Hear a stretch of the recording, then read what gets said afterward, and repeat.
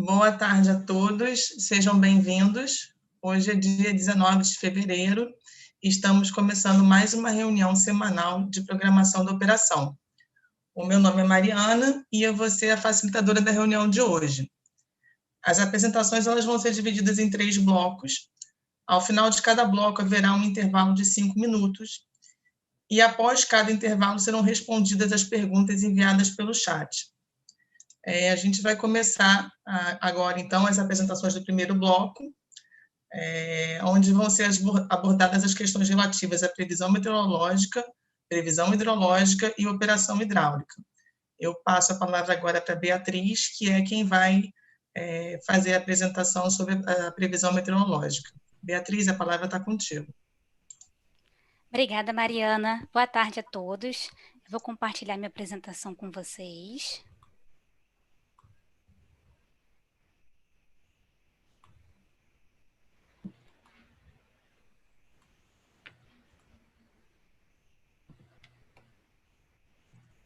Acho que vocês estão conseguindo ver, né? Eu vou começar a falar aqui dessa semana. O início da semana foi marcado pela atuação de áreas de estabilidade, que foram provocadas por um cavado nos níveis médios e altos da troposfera. Essas áreas de estabilidade, junto com a configuração da zona de convergência do Atlântico Sul, que se configurou agora no final da semana, aqui sobre as regiões Sudeste, Centro-Oeste e Norte, esses dois sistemas ocasionaram precipitação nas bacias dessas regiões. As bacias mais beneficiadas, né, com a precipitação foram as bacias dos rios São Francisco, o Paranaíba, o Tocantins, aqui o Araguaia também, o Xingu e o Madeira. Eu vou apresentar os totais observados essa semana no próximo slide. A configuração sinótica, né, observada essa semana desfavoreceu a geração eólica da região Nordeste. No início da semana, a geração eólica apresentou valores elevados, mas a partir de domingo à tarde começou a cair e foi caindo ao longo da semana, apresentando valores mais baixos do que da semana passada. A geração solar aqui nos parques do Nordeste também está apresentando declínio essa semana, porque na segunda-feira já começou a entrar nebulosidade nos parques do Nordeste, essa nebulosidade provocada pelas áreas de estabilidade, e com isso a geração solar diminuiu. Já aqui nos parques do Sudeste, a geração solar ficou estável em relação à semana passada, sem nenhum destaque. Em relação às temperaturas, aqui na cidade do Rio e em Vitória, as temperaturas apresentaram elevação essa semana.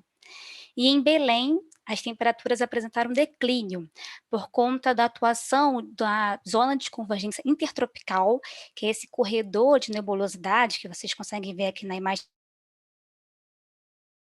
A de convergência nessa época do ano, ela se aproxima aqui do extremo norte do país, e durante essa semana ela ficou atuando aqui no litoral do Pará, e aí provocando nebulosidade, uma precipitação mais constante ali em Belém. Esse foi um motivo para a queda de temperatura em Belém. Nas demais capitais brasileiras, as temperaturas permaneceram estáveis. Aqui nesse slide é a precipitação acumulada durante essa semana operativa.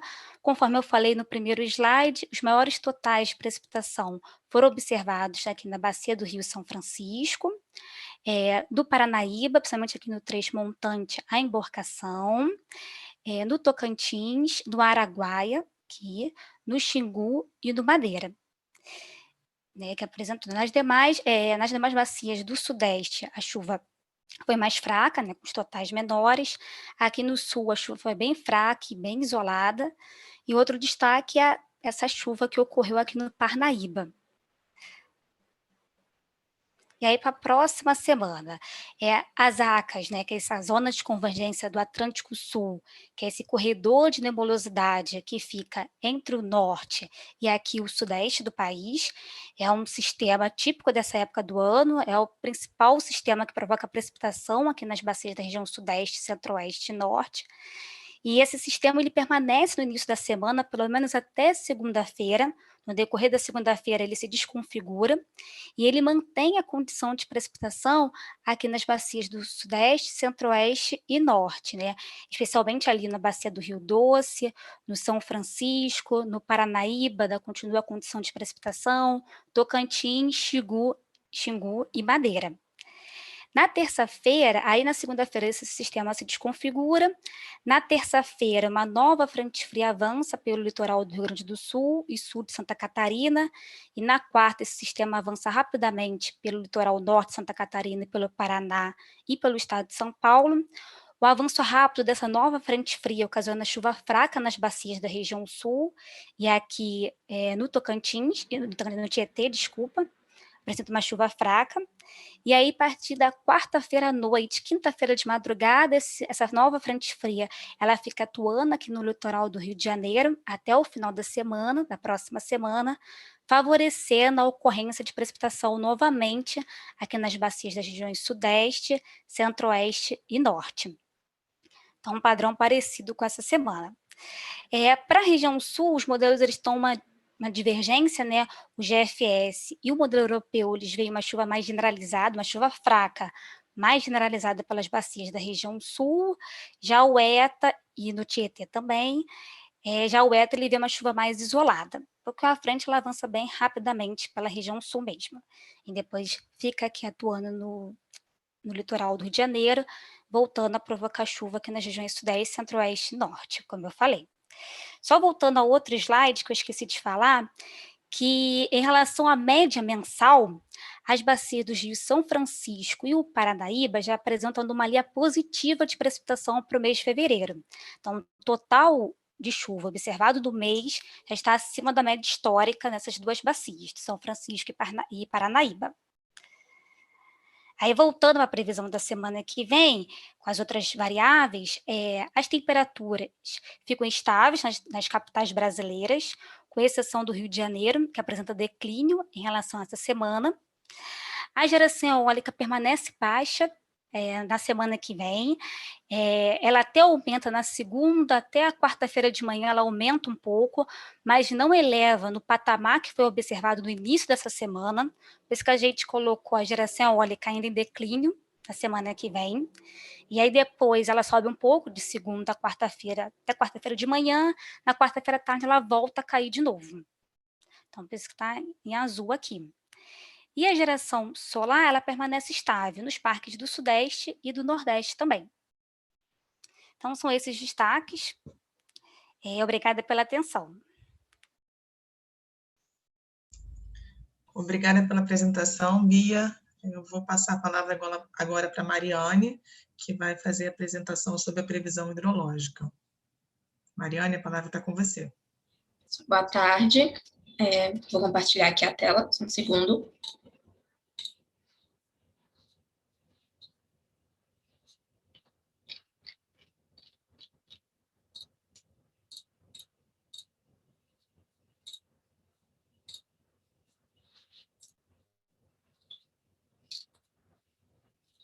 Então, dando sequência à nossa apresentação de hoje, que agora vamos ter uma visão da previsão hidrológica para as próximas semanas do horizonte.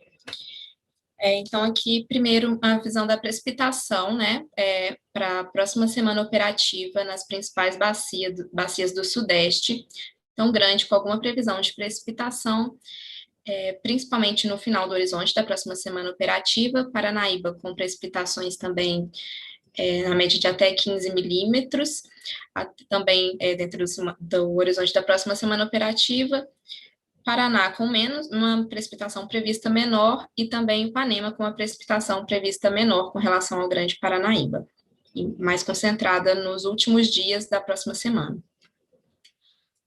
Com essa previsão meteorológica, né, previsão de chuva, nós ficamos com a previsão hidrológica para o Sudeste, com a previsão do fechamento de fevereiro, né, a previsão mensal com fechamento de 70% da MLT, que representaria o nono menor fevereiro, né, do histórico, composto aí por 91 anos.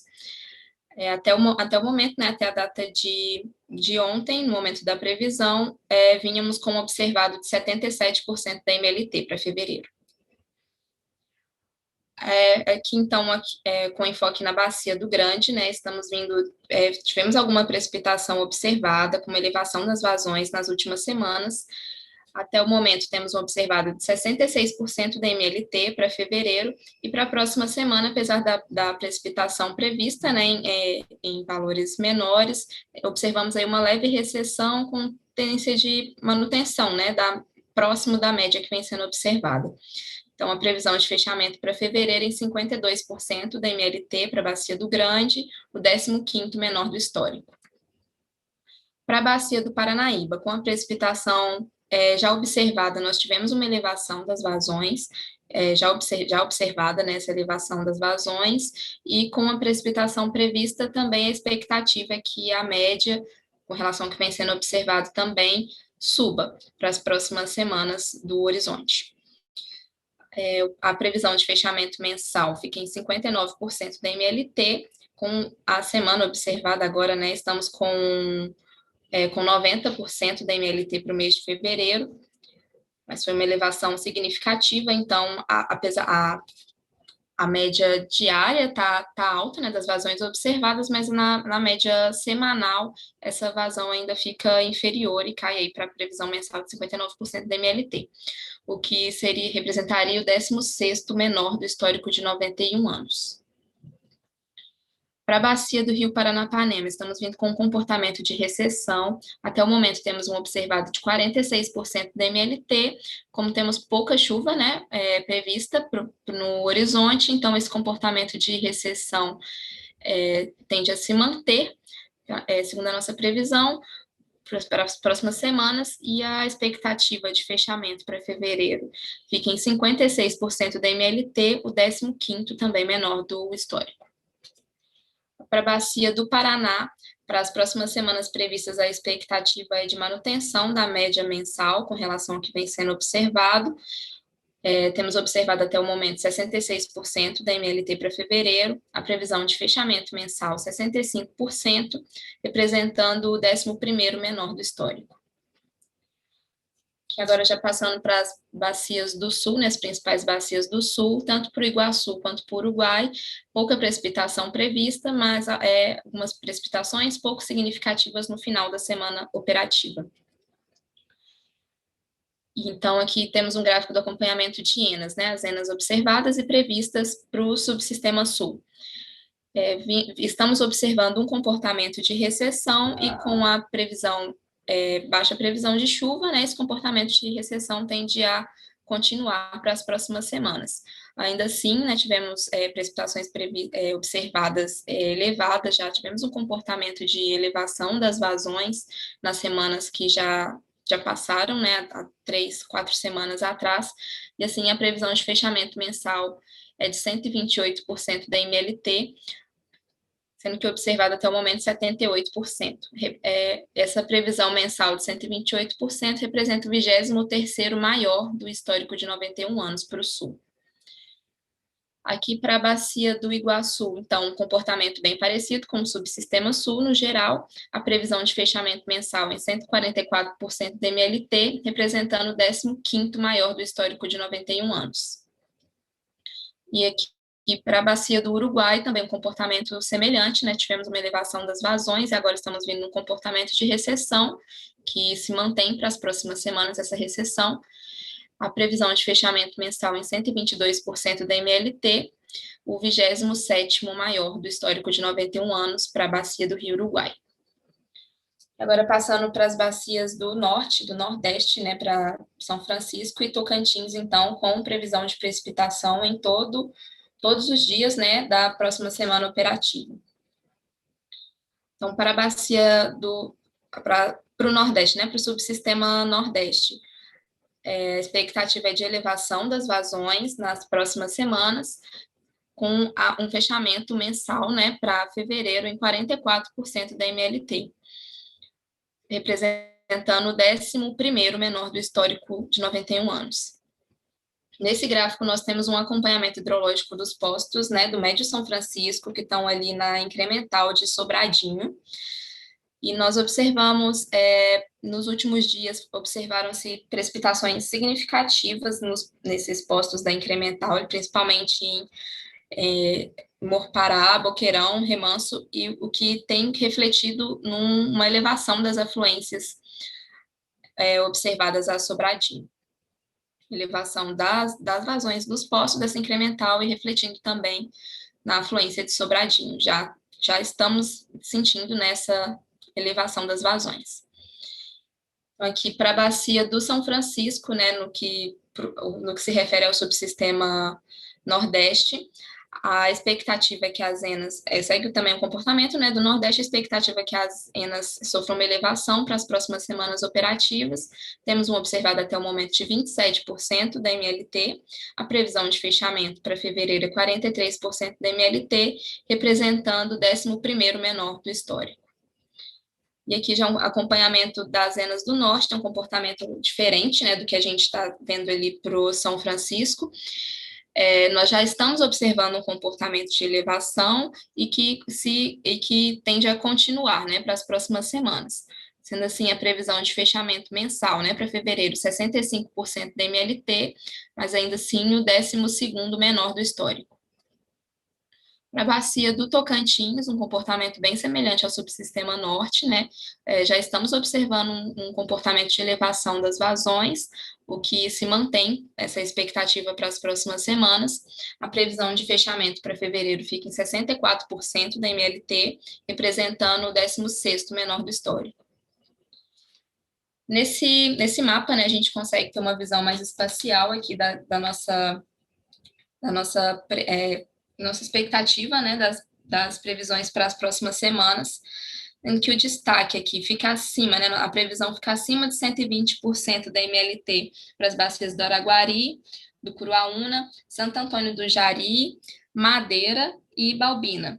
E outro destaque, né, fica entre 80% e 120% da MLT, as bacias que estão coloridas, né, com a legenda em azul, são Tocantins, o Tapajós, o Parnaíba, Paraíba do Sul, Jequitinhonha, o Jauru e também o Itabapoana. As demais bacias com previsão, a previsão ficou abaixo de 80% da MLT. Isso para a previsão hidrológica semanal, né, para a próxima semana. Nesses gráficos, nós conseguimos ter aqui uma evolução, né, da previsão hidrológica mensal para o mês de fevereiro, desde a revisão inicial do PMO até a presente revisão, que foi a revisão 3. Então, para o subsistema Nordeste, a expectativa inicial do PMO era de 68% da MLT para fevereiro, estamos agora na revisão 3 com 70%, nas outras revisões não tivemos variações muito grandes, então agora a revisão 3, 70%, nono menor.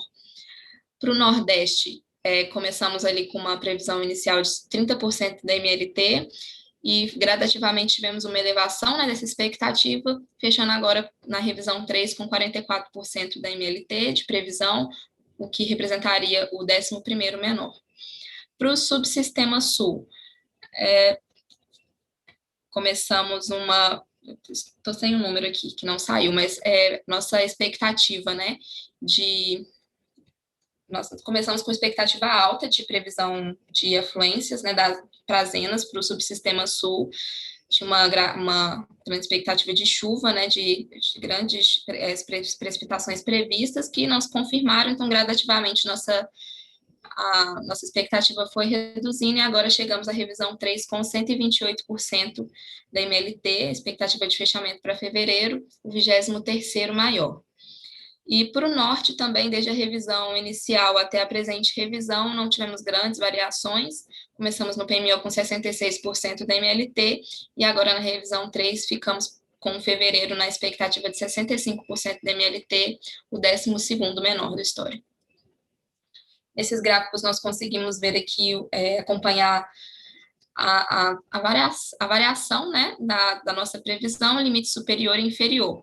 Então, agora para a revisão 3, para o Sudeste e Centro-Oeste, nós estamos para as próximas semanas, né? Expectativa de 79%, valor esperado, com a dispersão de até 131% ou 51%. Para o Sul, 106%, a dispersão de 230 até 41%. Para o Nordeste, 54%, valor esperado, com a dispersão até 158%, e o limite inferior, 23%, e para o Norte, de 131% a 39%, sendo que o valor esperado fica ali em 78%.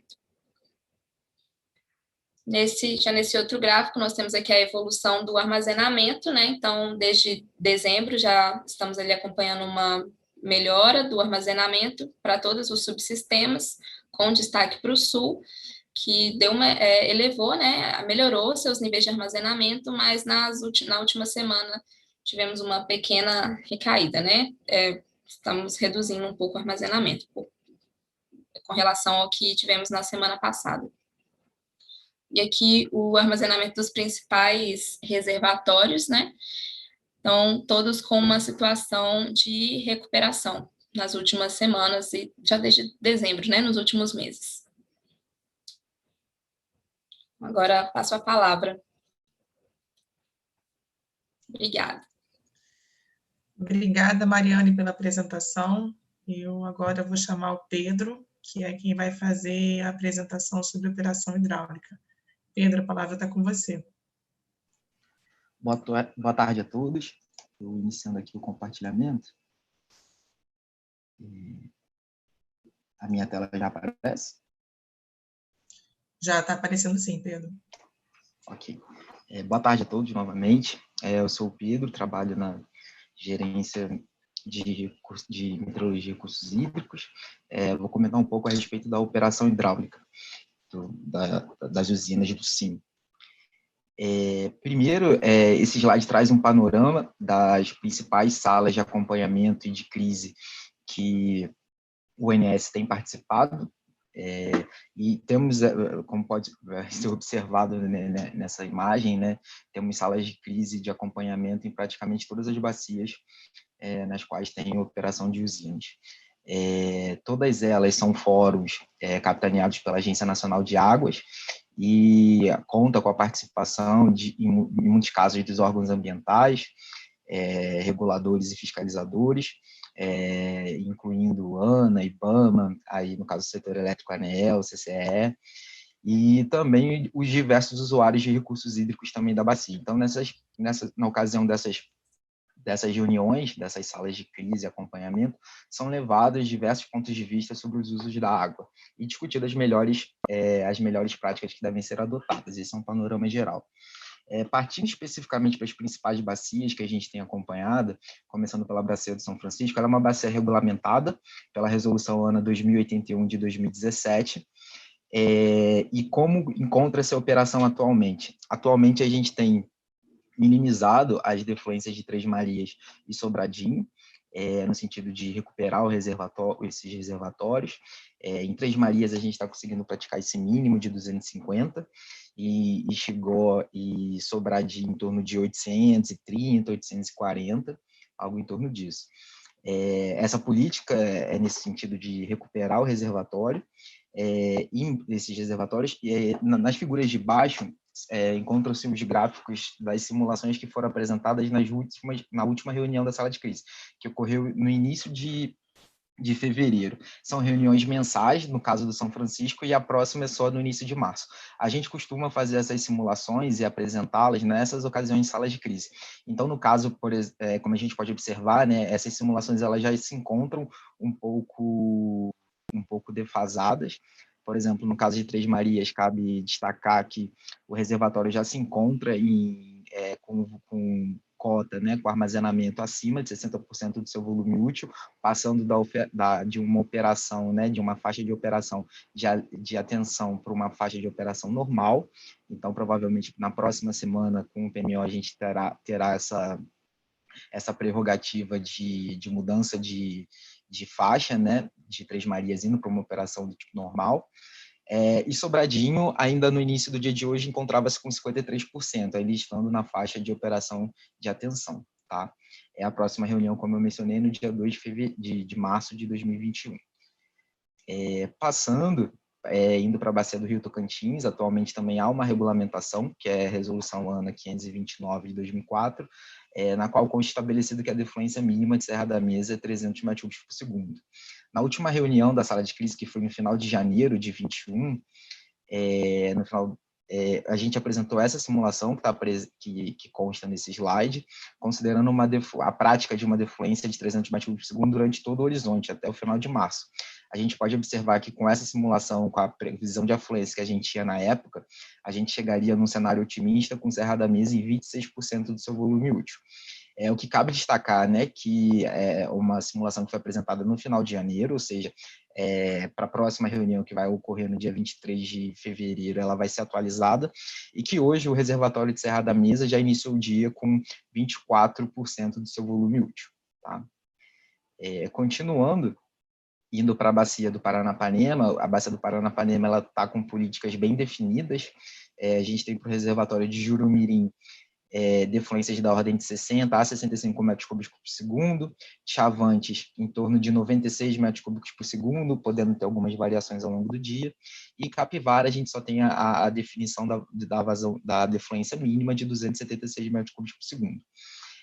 Na última reunião, que foi realizada no início de fevereiro, foi apresentada a simulação que consta cujos resultados constam nesse gráfico apresentado nesse slide, e a gente vê que a perspectiva era que a gente tivesse, no início de março, ou seja, final de dia 28 de fevereiro, armazenamentos da ordem de 33% em Jurumirim, 19% em Chavantes e 52% em Capivara.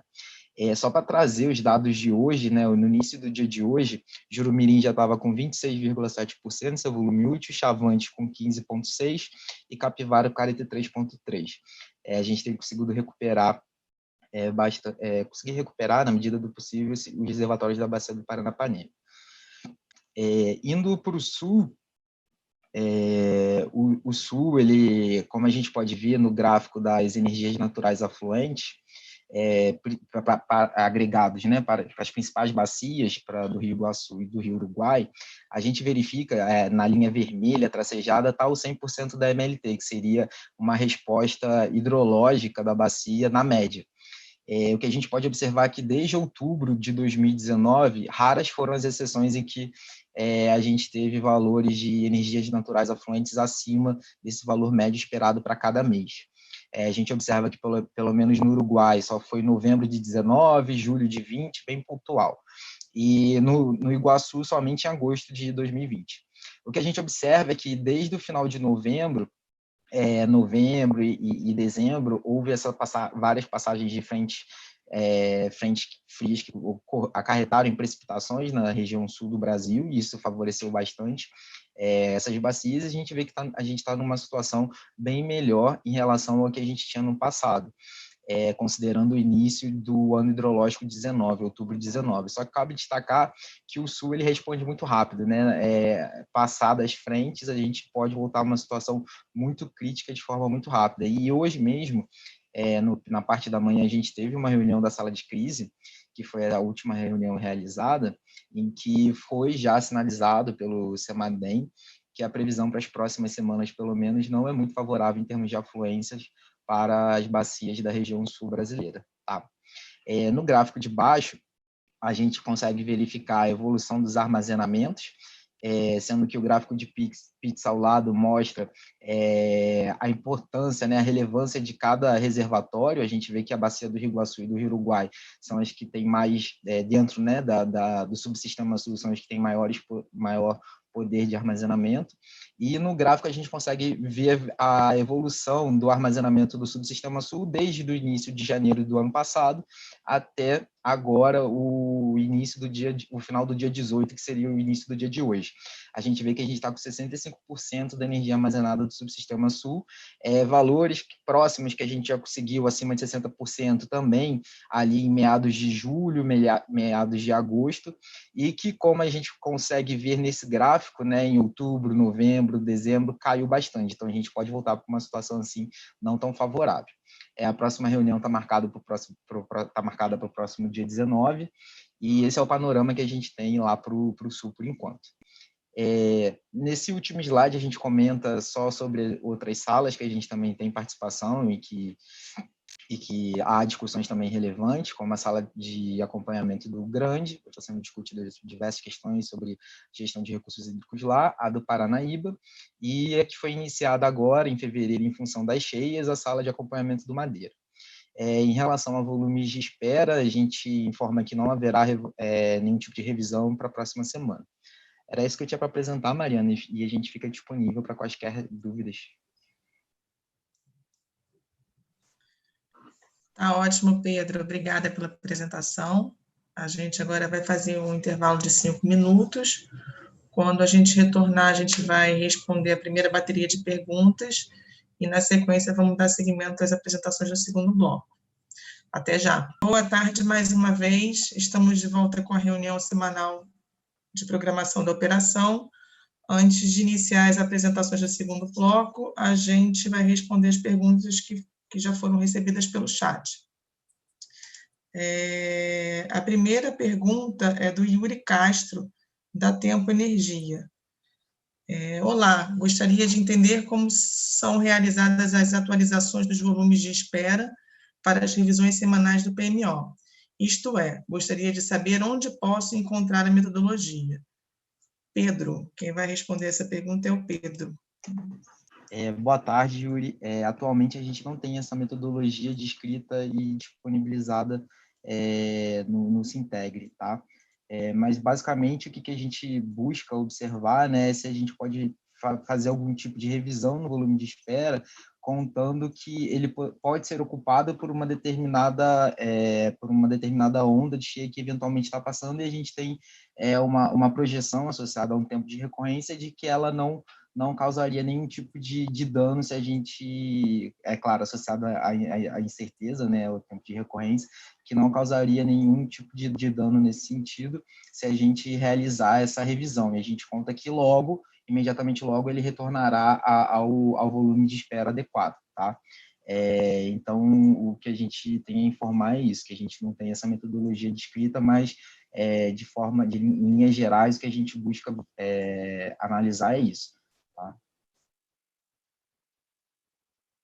Obrigada, Pedro. A próxima pergunta também é para você. É a pergunta da Daniela Novato, da Matrix. Boa tarde. Durante a apresentação, foi ressaltado que a UHE Três Marias teria condições de operar fora da faixa de atenção. Caso isso se concretize, quais seriam os valores de defluência máxima praticado para essa usina no mês de março? Pedro, a palavra está contigo. Boa tarde, Daniela. Conforme a resolução da Ana mencionada para a operação da bacia do Rio São Francisco, quando o reservatório de Três Marias encontra-se em faixa de operação normal, não há restrições de defluências máximas médias mensais, tá? Então, não há essa limitação pela resolução. E o que acontece, né? Para a gente estimar como vai ser praticado março, a gente teria que consultar qual seria o nível de Três Marias no dia anterior ao primeiro dia útil do mês, para verificar se de fato a gente vai estar nessa faixa de operação normal. Estando na faixa de operação normal, não há limitação de defluência máxima exposto pela resolução. Tá legal? Obrigada, Pedro. As demais perguntas que foram recebidas, a gente vai deixar para responder após a apresentação do tema que está vinculado às perguntas, ok? Agora a gente vai dar seguimento às apresentações do segundo bloco. Tá? Nesse segundo bloco serão abordadas questões relativas à previsão de carga para a programação diária e acompanhamento diário e semanal, a previsão de carga para o PMO. A gente vai abordar também os resultados do PMO e as intervenções energéticas relevantes. Para a primeira apresentação, que é a previsão de carga para a programação diária e acompanhamento diário semanal, eu chamo a Janaína.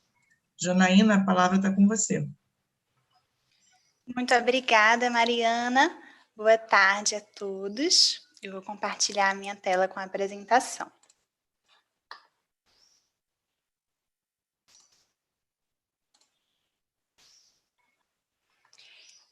Vamos lá. Aqui nós temos a carga média diária do subsistema Sudeste Centro-Oeste, no período que vai de 23 de janeiro a 18 de fevereiro de 2021. Nós temos as médias diárias em verde e a linha em vermelho representa a tendência da carga nesse mesmo período. Então, na semana passada, nós tivemos valores de cargas mais baixos por conta de uma entrada de frente fria, E na semana corrente, nós tivemos a presença do feriado do Carnaval. Embora esse ano nós tenhamos tido um Carnaval mais atípico, que poderia ter sido bem mais baixo, e não foi tão baixo em virtude do cancelamento do feriado em diversas capitais e cidades, nós podemos ver que os dias 15 e 16, a segunda e a terça-feira de Carnaval, apresentaram sim uma carga mais baixa, no mesmo patamar da semana anterior, embora as temperaturas estivessem mais altas.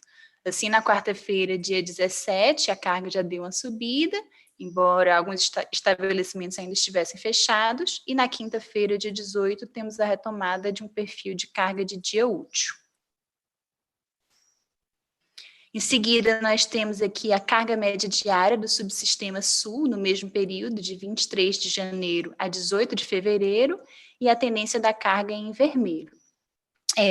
No subsistema sul, a situação é similar, então o feriado do Carnaval ele também foi cancelado em algumas cidades, porém apresenta um pequeno efeito na carga nos dias 15 e 16, segunda e terça-feira de Carnaval, com uma carga realmente mais baixa.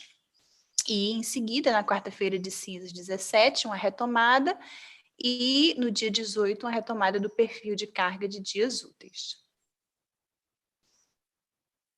Em seguida, nós temos a carga média diária do subsistema Nordeste no mesmo período. Na semana passada, nós tínhamos tido uma redução da carga a partir do dia 10 de fevereiro, em virtude de um aumento de geração eólica, causando um impacto na geração distribuída presente na rede de distribuição. E essa semana, com o efeito do Carnaval, a carga se manteve nesse mesmo patamar. Então, a segunda e a terça-feira de Carnaval se mantiveram nesse mesmo patamar, mais baixo, mas o impacto também foi muito sutil na carga do subsistema, pois o feriado foi cancelado nas principais capitais que apresentavam festas significativas. E em seguida, no dia, a quarta-feira de cinzas, novamente, ela se mantém com um perfil mais baixo, e no dia 18 nós temos a retomada de um perfil de dia útil. Aqui nós temos a carga média diária do subsistema norte, que se mantém estável também, em torno de um valor no mesmo patamar. Nós podemos ver pela tendência da carga que se mantém em reta, mas os feriados do Carnaval também demonstraram uma queda na carga, com os dias 15 e 16 tendo valores mais baixos em relação à quarta-feira 17 e à quinta-feira, dia 18, com a retomada do perfil de dia útil. Aqui nós temos a carga do SIM como um todo, isto é, a carga total de todos os subsistemas, a carga verificada em laranja e a carga prevista em azul por patamares semi-horários. Na última semana operativa, que vai do sábado, dia 13 de fevereiro, até o dia de ontem, que nós temos de verificado, a quinta-feira, dia 18 de fevereiro. Então, nós podemos ver que nessa última semana, a previsão de carga, a carga se manteve extremamente aderente às previsões, com resultados excelentes. Os desvios estão apresentados em vermelhos, e todos eles se mantiveram abaixo de 3%, ficando em torno de 1%. Nos desvios médios diários, que estão apresentados abaixo, nós temos que o menor deles foi de 0,5% no domingo, e o maior ainda foi abaixo de 2%, de 1,35%. Então, foi um desempenho excelente para um período de feriado, que normalmente apresenta mais variações na carga. E, por fim, nós temos a distribuição dos desvios da previsão de carga diária nessa mesma semana. Então, 63% dos desvios se mantiveram abaixo de 1%, e até 2% nós tivemos 94% dos desvios, com 100% dos desvios semi-horários abaixo de 3%, que é realmente um resultado muito bom. A minha apresentação se encerra aqui, eu agradeço a atenção de todos e fico disponível para dúvidas. Obrigada, Janaína, pela apresentação. Agora eu vou chamar a Marcela, que é quem vai fazer a apresentação sobre previsão de carga para o PMO, revisão semanal. Marcela, a palavra está contigo. Obrigada, Mariana. Boa tarde a todos. Vou compartilhar aqui a tela. Bem, então nós seguimos falando, né, de acompanhamento, previsão de carga, mas agora no horizonte semanal. Inicialmente, nós temos aí o subsistema Sudeste Centro-Oeste, a gente fala com base na terceira revisão semanal, que foi consolidada no dia de ontem, onde basicamente nós temos a previsão inicial consolidada lá na revisão 0, no PMO de fevereiro, e nós temos basicamente as 2 primeiras semanas operativas de mês efetivamente verificadas, enquanto que a terceira semana operativa nós temos uma expectativa de fechamento da semana com base em dados verificados até a quarta-feira, e mais a previsão para quinta e sexta-feira. No caso do subsistema Sudeste, essa expectativa, ela gira para a gente, ela gera uma variação de 1,3% em relação ao que foi projetado para essa semana no estudo da revisão 2, conforme nós falamos na apresentação passada, foi um desafio bastante grande fazer previsão para essa semana especificamente, onde nós tivemos a ocorrência do carnaval, mas com características totalmente diferentes do que se tem no histórico para esse período, bastante, muito bem mostrado pela Janaína no acompanhamento diário, e ainda assim nós fechamos com uma variação que a gente julga bastante pequena, de 1,3% apenas, mediante a tanta dificuldade. Isso bastante relacionado não só aos efeitos, né, o pequeno impacto que nós observamos nos dias de carnaval, mas também em relação às temperaturas máximas registradas, que ficaram um pouquinho acima daquilo que a gente previa para o período. A expectativa que nós temos em relação às temperaturas para a próxima semana é de manutenção do comportamento observado na semana corrente, temperaturas elevadas, mas não nos patamares que nós observamos na primeira semana operativa do mês, mas ainda altas, né, o que implica no acionamento da carga voltada para a refrigeração, principalmente dos domicílios, né, que tem demandado maior atenção nesse momento de isolamento social e que tem impactado diretamente na carga dos subsistemas de uma maneira geral. Em função disso, dessas premissas e de todo o comportamento que vem sendo observado ao longo do período, nós fizemos uma pequena variação, né, de 0,9% em relação ao que havia sido projetado no estudo anterior, e para a quinta semana operativa do mês, que também já é a primeira semana operativa do mês de março, que vai ser revista no estudo do PMO na próxima semana, nós fizemos também um pequeno ajuste. Em função dessas semanas verificadas, né, a estimativa da semana em curso e mais essa revisão que nós fizemos para as 2 últimas semanas operativas do mês, a expectativa que se tem de fechamento do mês de fevereiro é de um valor com uma variação pouquíssimo relevante em relação ao que foi projetado para um mês lá no PMO de fevereiro, né, uma variação de menos 0,8%. Passando para o subsistema Sul, nós temos a mesma representação gráfica do subsistema anterior. A semana em curso, com as mesmas características, né, em questão da ocorrência do feriado de carnaval, mas com baixíssimo impacto por conta do cancelamento das festividades e do próprio feriado, do ponto facultativo, em diversas cidades. Nós também fechamos com um valor um pouquinho acima daquilo que nós havíamos projetado para esse período. Nós achávamos que essa redução seria um pouquinho mais relevante, mas a carga acabou fechando um pouquinho acima, em torno de 1,1%. A gente vê que nós vimos na apresentação diária que os dias de carnaval eles tiveram um certo efeito em relação aos demais dias úteis da semana e também quando comparados aos mesmos dias da semana anterior, mas quando a gente olha a média semanal, esse impacto ele não é tão grande quando se compara o valor verificado na terceira semana operativa com o valor verificado na segunda semana operativa. Em relação às premissas meteorológicas consideradas para a consolidação da quarta semana operativa, também é de manutenção do quadro que vem sendo observado, pelo menos nas 2 últimas semanas, né? Vale ressaltar que o Sul, assim como o pessoal da meteorologia vem mostrando, ele tem passado por um período mais seco. Em função disso, nós não fizemos nenhum ajuste no que havia sido projetado anteriormente, né? Ou seja, no estudo da segunda revisão semanal. A gente espera, na quarta semana, voltar para um nível mais ou menos da primeira semana operativa do mês, quando se tinham as mesmas características meteorológicas. Em função disso, né?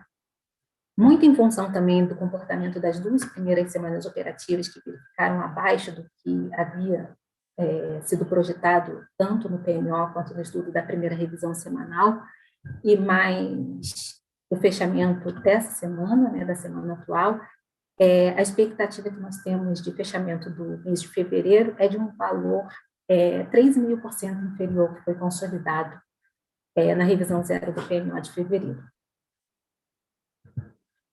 O subsistema Nordeste,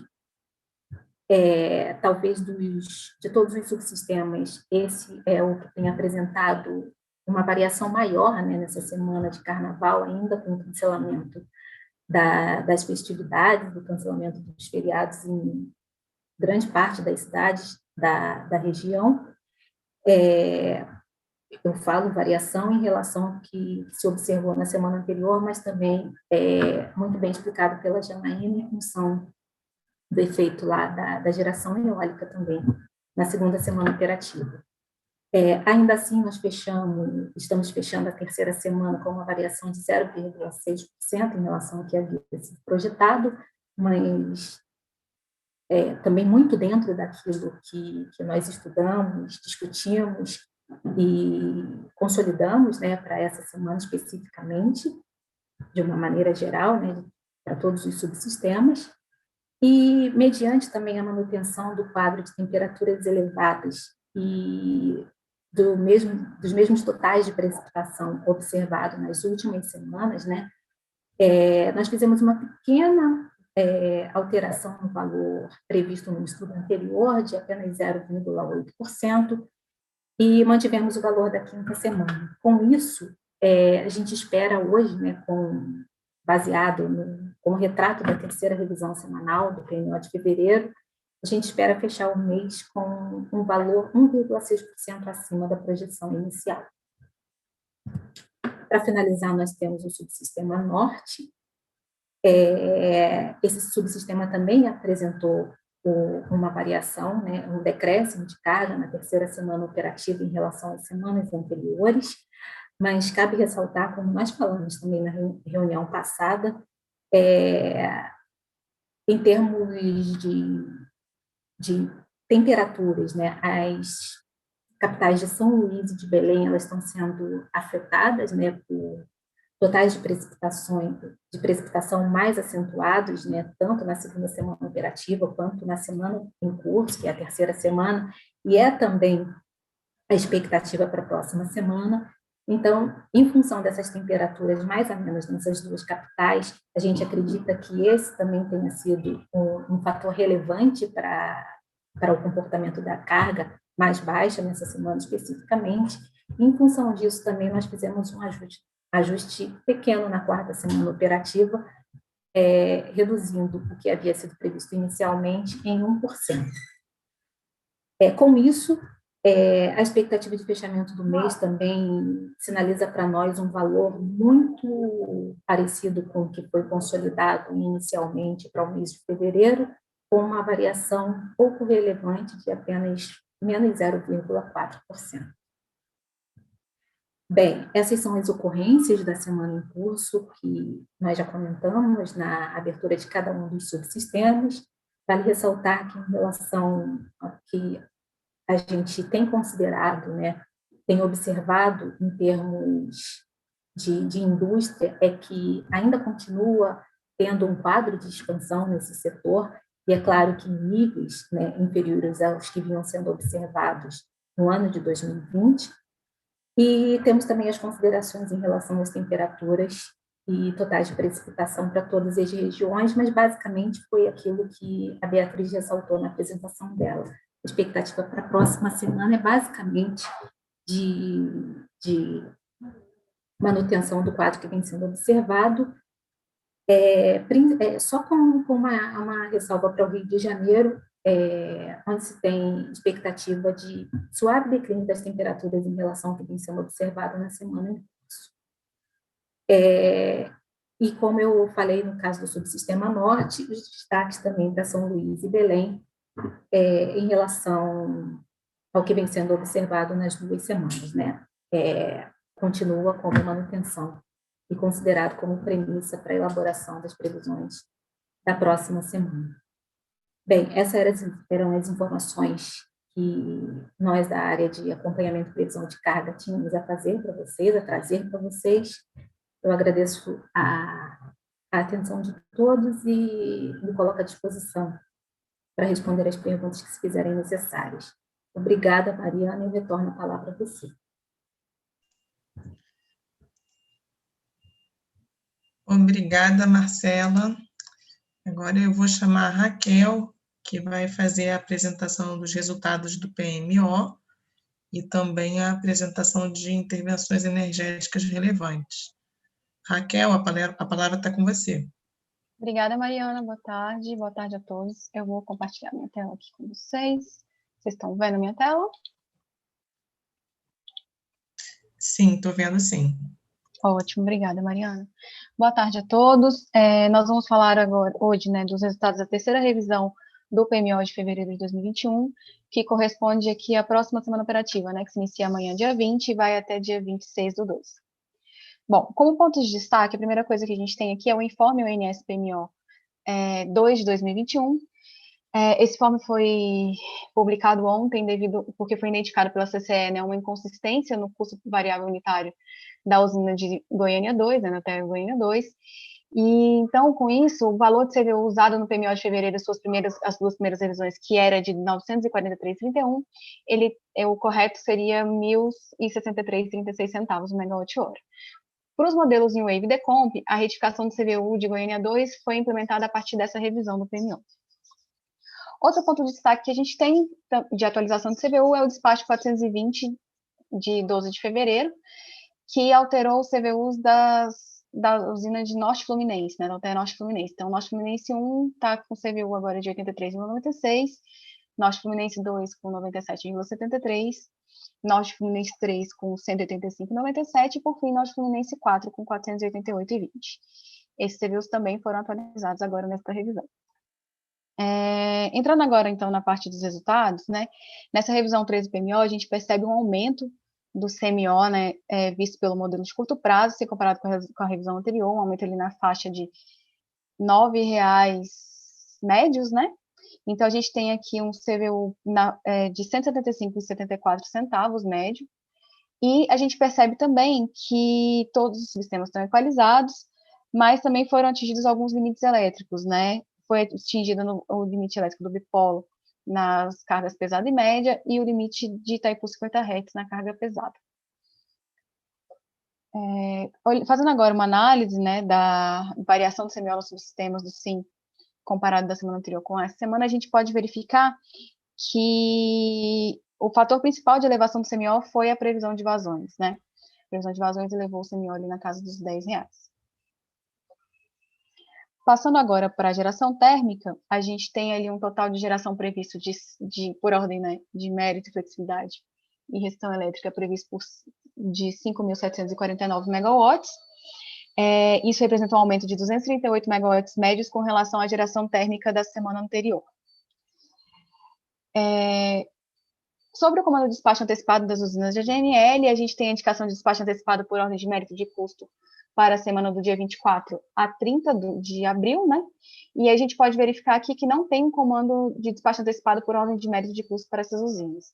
O que nós temos é a necessidade de despacho por razão elétrica da UTE Luiz Oscar Rodrigues de Mello, para reduzir risco de corte de carga na região de Governador Valadares, na região norte do Espírito Santo, e temos também o despacho antecipado por garantia energética para a UTS Santa Cruz, para essa semana, no dia 24 do 4 a 30 do 4. Com relação à importação de energia, a gente tem aqui para o Uruguai as ofertas das comercializadoras Eletrobras e Enel. A gente pode verificar com relação à semana anterior que teve uma redução do número de blocos, né? Semana anterior tinha 4 blocos, hoje nós temos 3. E também um aumento, um incremento, né, de CVU dessas ofertas, né? Então, a gente está ali com o CVU da Eletrobras variando entre 858 e 1.020, né, reais, e da Enel variando entre 860 e 1.024. Reais. Para a Argentina também houve um incremento de CVU, então a gente tem ali 6 blocos de energia, totalizando os 2.200 megawatts, que é exatamente o limite da interligação de Garabi 1 e 2. Então, tem a variação do CVU de 536 até 1.327 reais. Falando agora da energia armazenada dos subsistemas, a gente tem como ponto de partida, né, para o sistema Sudeste Centro-Oeste, 26,9, a gente vê que tem para o final de fevereiro uma indicativa de uma pequena melhora, terminando no final de fevereiro com 28,9, e quando a gente olha o valor esperado para março, a gente tem também uma melhora para 38,1. Já olhando para o Sistema Sul, a gente tem ali como ponto de partida 65,1% da energia armazenada, a gente verifica que existe uma tendência de queda, né, da energia armazenada do subsistema, chegando a 56,7 no final de fevereiro, e para março o valor esperado é de 58,7. Já para o Nordeste, a gente tem como ponto de partida 54,6. O Sistema Nordeste também tem ali um leve indicativo, né, de uma leve subida para 57,4 no final de fevereiro e chegando no final de março a 60,8.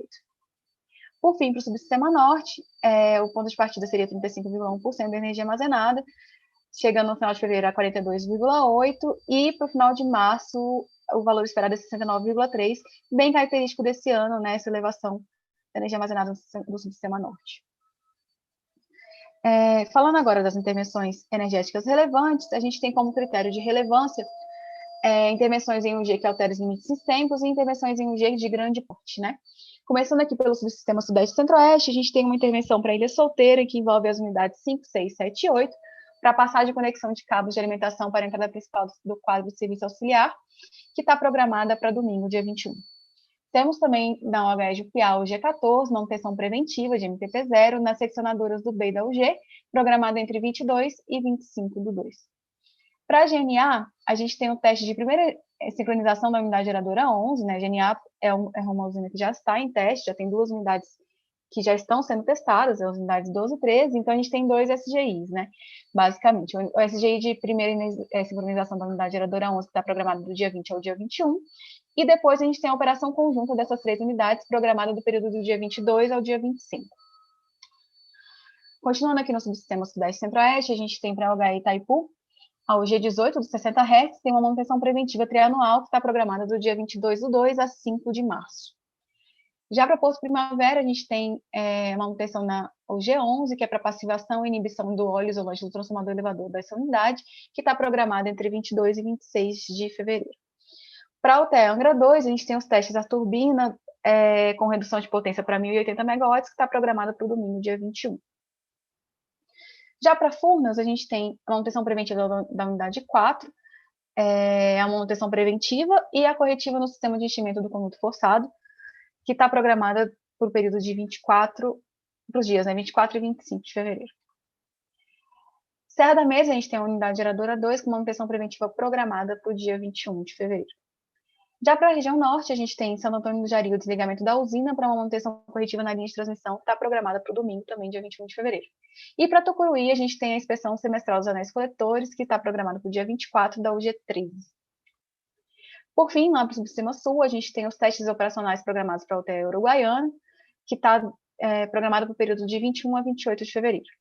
E a UTE Canoas, as unidades 2 e 3, a gente tem programada a inspeção de NR13, que começando ali no dia 24 do 2 e até dia 26 de março. Com isso, Mariana, eu termino a minha apresentação e passo a palavra para você. E fico à disposição para as perguntas. Obrigada. Obrigada, Raquel, pela apresentação. Agora a gente vai fazer um intervalo de 5 minutos. Quando retornar, a gente vai responder uma segunda bateria de perguntas e, na sequência, a gente vai apresentar o terceiro bloco de apresentações. Tá ok? Até já, pessoal. Boa tarde mais uma vez. Estamos de volta com a reunião semanal de programação da operação. Antes de iniciar o terceiro bloco de apresentações, a gente vai responder as perguntas enviadas pelo chat.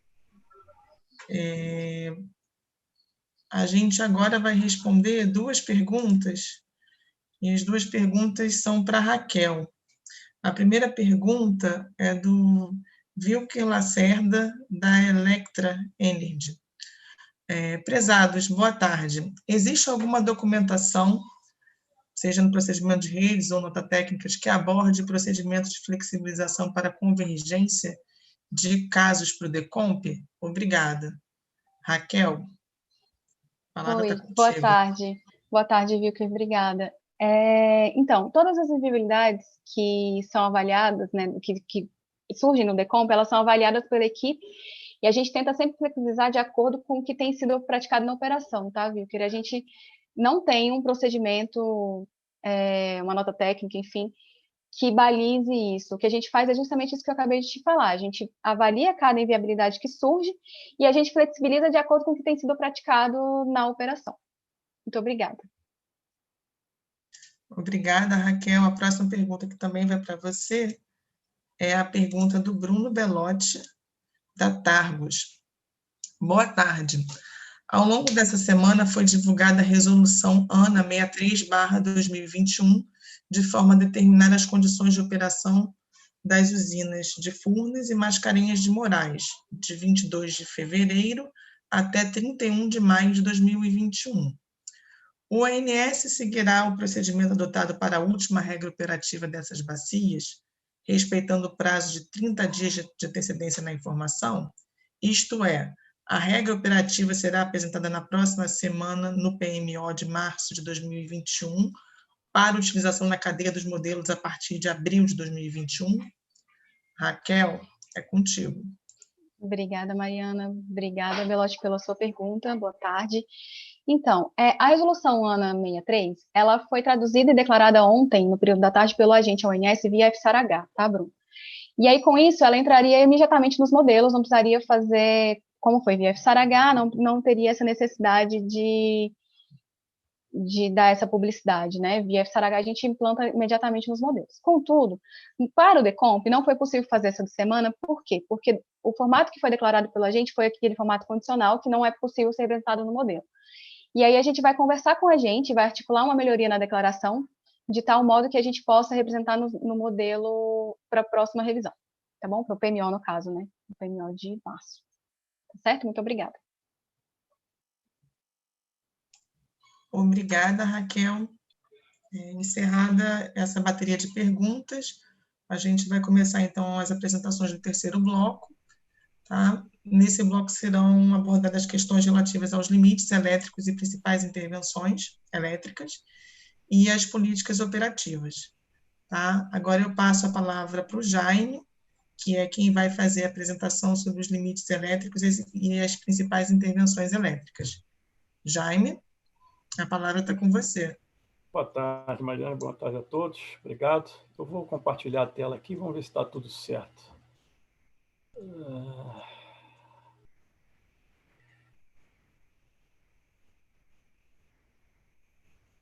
Vocês estão enxergando?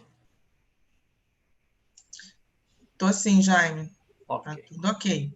Ok. Então, os limites elétricos com impacto na programação e principais intervenções com restrições eletroenergéticas. Temos uma intervenção no banco série de Serra da Mesa Samambaia. Esse banco série aí já está sendo apresentado nas últimas reuniões, né? Porque ele saiu em novembro do ano passado, então ele vai previsto para voltar no dia 30 de abril, e é aquela restrição de R seco, né? O recebimento para o Sudeste e Centro-Oeste de 6.200 megawatts, né? No sentido de que o sistema consiga suportar as perdas duplas e simples nas interligações, né? Norte-Nordeste, Norte-Sudeste, Norte-Centro-Oeste. Em seguida, A gente tem programada para começar amanhã, às 7h40 da manhã, indo até a meia-noite do dia 21, domingo, a PCM 2 Sobral 3, a substituição de uma chave seccionadora, e para que o sistema também suporte perdas duplas e simples na interligação Norte-Nordeste, o RNE tem que estar limitado entre 5.400 e uma exportação Nordeste no máximo de 5.700.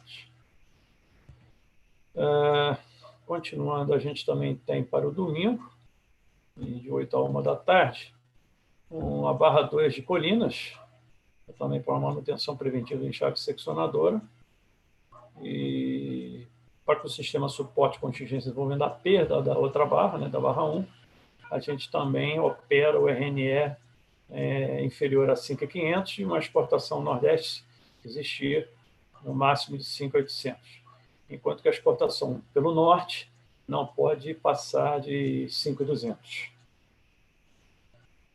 Ainda na área Norte e Nordeste, a gente tem na madrugada da terça-feira e quarta-feira o tronco Rio das Éguas, Arinos 2, Pirapora 2. Isso é o teste para energização.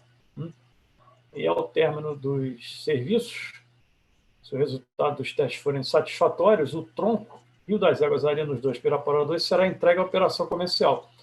E qual é a vantagem? A vantagem é que, com esse empreendimento entrando em operação, nós temos um ganho de até 400 megawatts nos limites de fluxo Nordeste-Sudeste, e o somatório fluxo Norte-Sul mais fluxo Nordeste-Sudeste, e a gente também tem um ganho de 500 megawatts nos limites de fluxo do Tucuru e Xingu. Continuando na terça-feira, na quarta-feira, durante o dia, a gente tem um disjuntor 712 de Presidente Dutra e inspeção geral e ensaios no disjuntor. O sistema também suporte contingências duplas de linhas de transmissão. Nós vamos limitar também o recebimento pelo Nordeste em 5.000 e a exportação do Nordeste, né, não pode ultrapassar 5.700.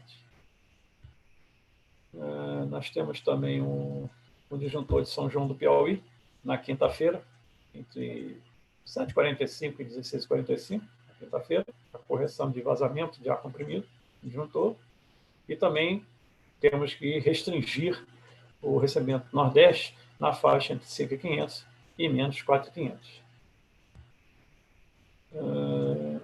A gente fala também no sábado, agora aqui no Sudeste, agora aqui na interligação Sul-Sudeste, nós temos um desligamento do Trafo 1 765-500 kV de Foz do Iguaçu, às 7 horas da manhã de sábado, às 17 horas de domingo, e, evidentemente, quando esse equipamento sai fora, a gente tem uma restrição na geração de Itaipu 60, fazer frente a eventuais perdas de linha Itaipu-Foz, com falha de disjuntor. Então, nós temos que restringir, limitar a geração de Itaipu 60 em 5.200. Ainda na interligação Sul-Sudeste, no domingo agora, de 7 às 17, nós temos a Foz e Vaiporã circuito 3, e para o sistema suportar a perda dos dois circuitos, quer dizer, na verdade, o N-3, né? Foz do Iguaçu e Vaiporã, a gente limita o fluxo Norte-Sul em 1.800 e a geração Itaipu 60 em 4.500. Também agora no sábado, de 7 às 16h45, voltando um pouco, a gente tem a Cascavel Oeste Foz do Iguaçu, em que você substituirá os T6 da Areva. E para essa linha fora, a gente também restringe o recebimento pelo Sudeste em 9.100 e o recebimento pelo Sul em 5.000. Lá em Acre, Rondônia, nós teremos no domingo o capacitor série da linha Jauru-Vilhena, circuito 3, para oscilografia. E para esse equipamento, a gente limita o recebimento Acre-Rondônia e o fornecimento Acre-Rondônia, o recebimento limitado a 350, fornecimento limitado a 330. Por último, falando sobre a geração térmica por razões elétricas no TRJ J. Lacerda. O despacho mínimo, né, é dimensionado para evitar um corte de carga quando da ocorrência de perdas simples ou indisponibilidade. E a gente, na carga pesada em média, peraí, só um instantinho. Opa. E a gente, no patamar de carga pesada em média, então a gente tem o despacho mínimo necessário em J. Lacerda 1, em 35, J. Lacerda 2, em 2 de 35, J. Lacerda B, 2 de 180, J. Lacerda C, 1 vezes 180, um total de 445 em todos os patamares, pesada, média e leve. De gerações térmicas por razões elétricas, lá em Linhares, Luiz Melo, para reduzir o risco de corte de carga na região de Governador Valadares e na região norte do Espírito Santo, na perda simples da Mesquita Valadares 2. Então, a gente mantém essa geração mínima de 196. Na verdade, essa disponibilidade foi declarada em até 196, então a gente utiliza esse despacho todo porque é a minimização do corte de carga na região. Ok? E era só isso que eu tinha para falar. Muito obrigado pela atenção.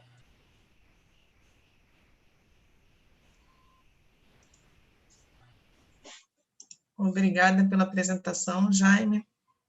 Agora eu vou chamar a Viviane, que é quem vai fazer a apresentação sobre a política operativa. Viviane, a palavra está contigo.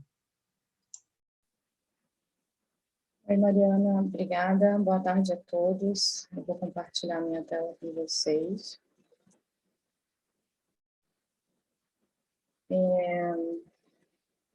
Então, a gente vai terminar nessa reunião semanal falando um pouquinho da política operativa e sobre o acompanhamento, né, do DCEM na programação diária. Assim como a Raquel mencionou, né, no informe para o PMO, a gente também tem um informe na programação, né, foi identificado, então, como ela falou, já pela CCE, uma inconsistência no CVU da usina da UTE Goiânia 2, né, e em razão, né, da identificação da inconsistência ter ocorrido durante a etapa de processamento do modelo DCEM, né, dessa quinta-feira, dia 18 de fevereiro, a retificação no modelo DCEM já pôde ser devidamente implementada no modelo DCEM, na programação diária, para a programação de sexta-feira, dia 19, né, para o cálculo do PLD. Né? Então, como a Raquel falou, né, na apresentação anterior, para os modelos em wave de conta, a retificação do CVU da UTE Goiânia 2 será implementada a partir da revisão 3 de 1º de fevereiro. Comparando, né, os resultados do DECOMP com o DCEM para essa semana de 13 a 19 de fevereiro, né, as principais diferenças foram a ordem de mérito, né, o despacho para ordem de mérito, o unit commitment e a disponibilidade das usinas térmicas. Principalmente ali as usinas, né, no DCEM, as usinas de Maranhão, né, vou detalhar um pouquinho dessas diferenças, as usinas de Maranhão 4 e 5, né, no DCEM elas modularam entre 200 e 350 megawatts na semana operativa, né, por mérito e unit commitment, desligando no dia 17, enquanto no DECOMP essas usinas não geraram. No dia 19, o DCEM também desligou a usina de Maranhão 5. O TE Viana, no DCEM, ela estava com 175 e desligou devido à conclusão do SGI 46.536.20, intervenção com desligamento da linha de Campos Macaé, em que se solicitava essa geração como requisito de segurança para o sistema durante esse desligamento, e no DECOMP, essa geração foi considerada como média, né, semanal, de 87, 106,1 e 159,3 megawatts nos patamares de pesada, média e leve, né, algumas diferenças. O caso similar para a usina de Santa Cruz, né, 100 megawatts, que desligou também no modelo DCEM após o término do período de segurança adicional para o feriado do Carnaval, conforme nota técnica, ou seja, desligou no dia 17/2, e no DECOMP a geração foi também calculada por patamar, né, mas como média semanal, de 31,3, 46,3 e 83,2 megawatts, também nos patamares de pesada, média e leve, respectivamente. A UTE Mauá 3 declarou para os dias 13 e 17 disponibilidade reduzida para o DCEM, 271 a 370 megawatts, e no fim do dia 17 passou a gerar 560 megawatts. No DECOMP, né, foi informado uma inflexibilidade e uma disponibilidade, portanto, despachado também por mérito em 460 megawatts. A usina de Jorge Lacerda B ficou em 160 megawatts no DECOMP, enquanto no DCEM houve uma disponibilidade de uma das máquinas dessa usina ao longo da semana, e no DCEM já foi atualizada essa disponibilidade no dia 18, passando a ter 80 megawatts só de geração e disponibilidade.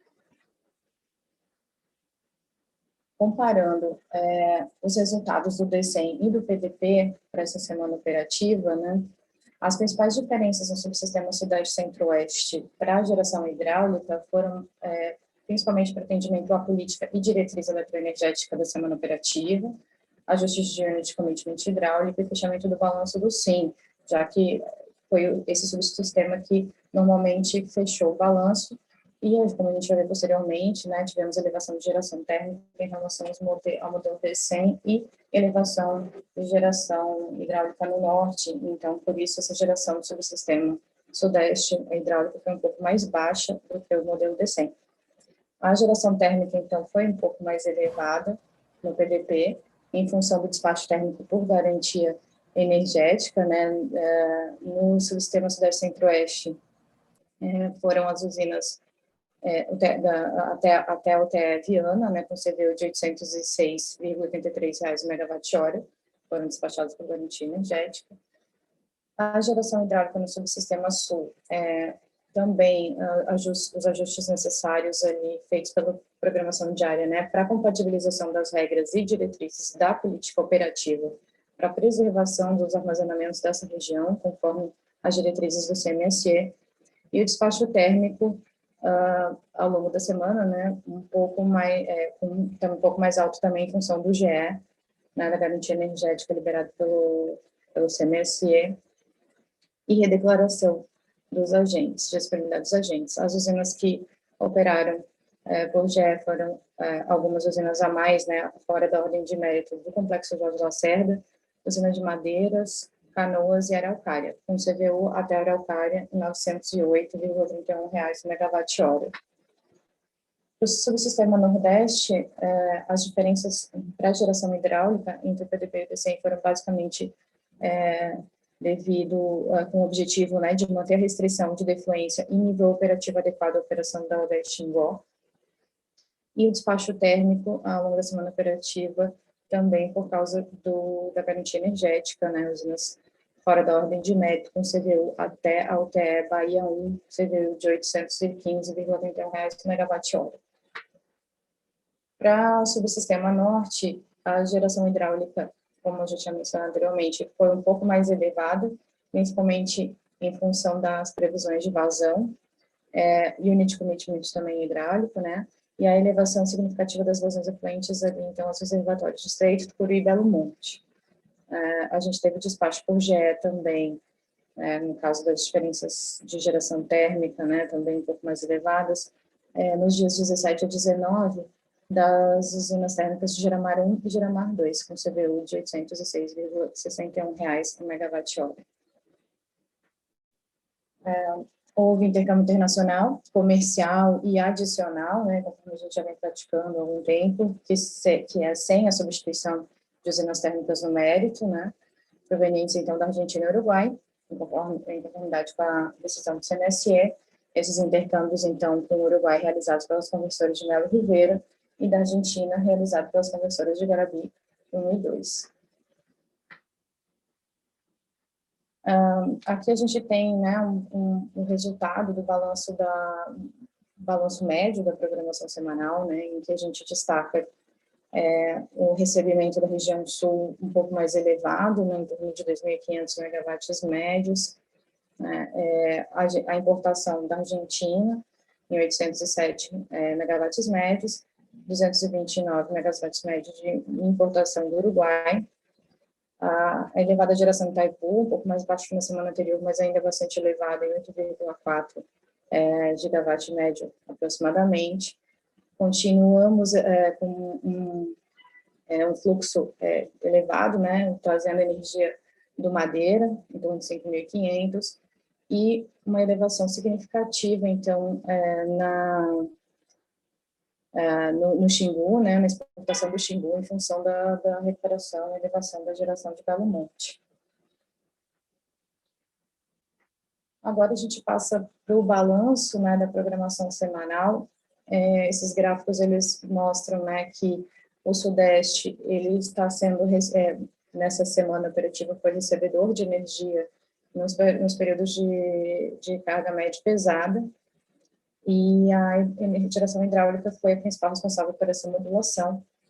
O Sul foi importador de energia em todos os patamares de carga, principalmente no patamar de carga leve.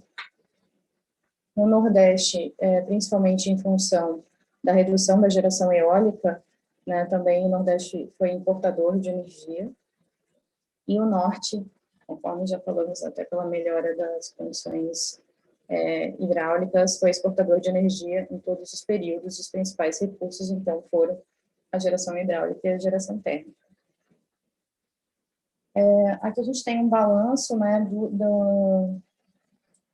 das titulações, né, da geração térmica total nessa semana operativa, onde o principal motivo de despacho foi a ordem de mérito, com 4.660 megawatts, representando 45% da geração térmica, né, seguido, então, pela geração térmica por garantia energética, 3.988 megawatts, 38% da geração, seguido pela geração por inflexibilidade, que foi em torno de 1.042 megawatts, representando 10%. Unit Commitment representou 5%, 477 megawatts, e por último a razão elétrica, aí só nos subsistemas Sudeste, Centro-Oeste e Sul, né, representando 3%, 265 megawatts. Essa geração, ela foi das UTE Linhares, para segurança no atendimento da região norte do Espírito Santo, Santa Cruz, para segurança adicional no período do Carnaval, como a gente já tinha comentado, e o atendimento elétrico para segurança do estado de Santa Catarina, principalmente o litoral na região sul de Santa Catarina, despacho de Jorge Lacerda.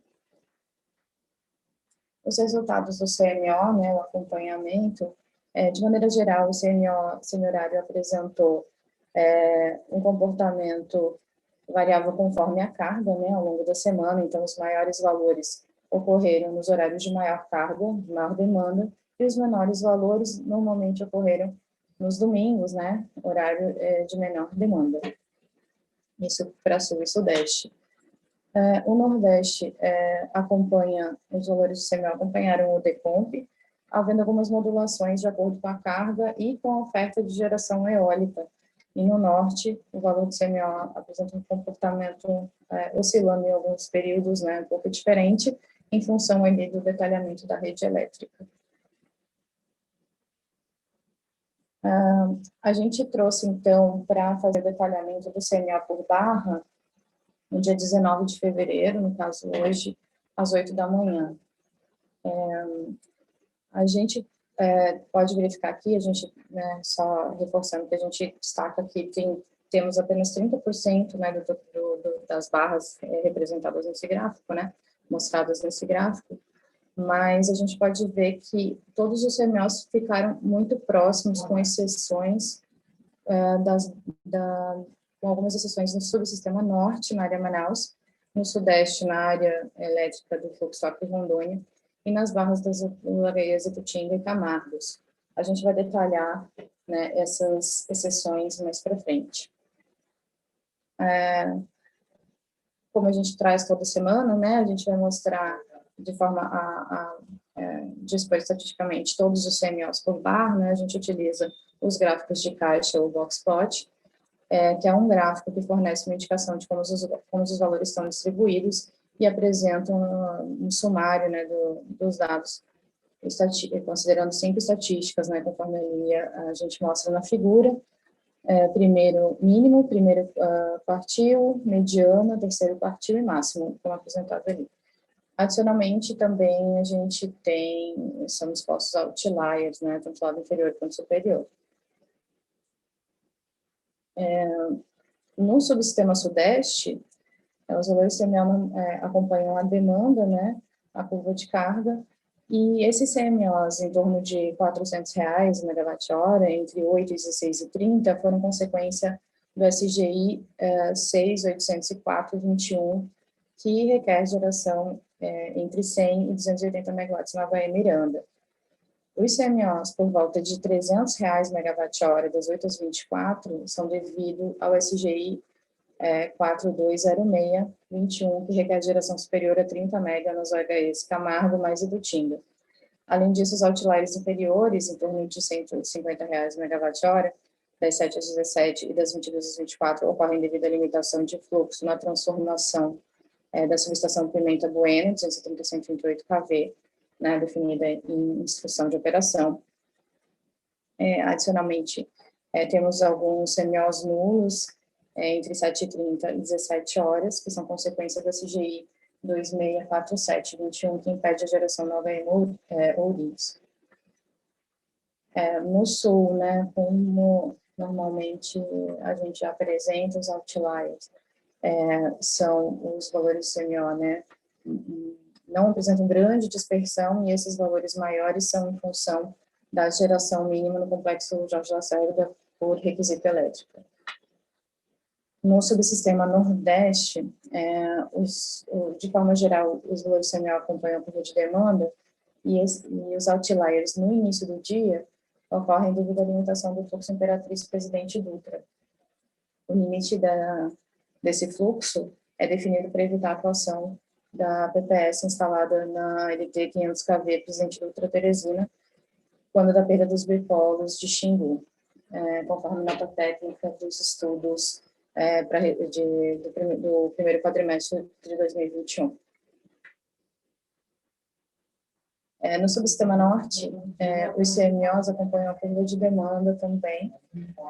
Ocorrem outliers inferiores ao longo do dia na área Manaus, principalmente devido à limitação do fluxo Manaus em menos 50. E, adicionalmente, os outliers superiores observados no início do dia ocorrem devido à limitação do fluxo Imperatriz Presidente Dutra. A gente traz aqui o balanço energético, né, do subsistema Sudeste, Centro-Oeste, a janela móvel ali, né, de 12 meses, e a gente pode observar que a gente observou aí nos últimos dias uma recuperação gradual da carga, né, alcançando valores pré-pandemia. E, basicamente, o Sudeste se manteve na última semana importador de energia. O Sul, como a gente já vem falando, né, em outras reuniões, ele foi muito importador no início do ano, até meados de junho, e em função da condição hidráulica desfavorável, e teve uma melhora nessas condições que favoreceu a geração na região, tendo uma elevação significativa no período aí de junho a outubro, e depois novamente uma redução em função também da escassez hídrica, né? E agora, em janeiro, tivemos uma melhoria também, onde a gente teve uma elevação, mas nas últimas semanas o Sul teve alguns momentos exportador, mas nos últimos dias passou novamente a ter um perfil importador.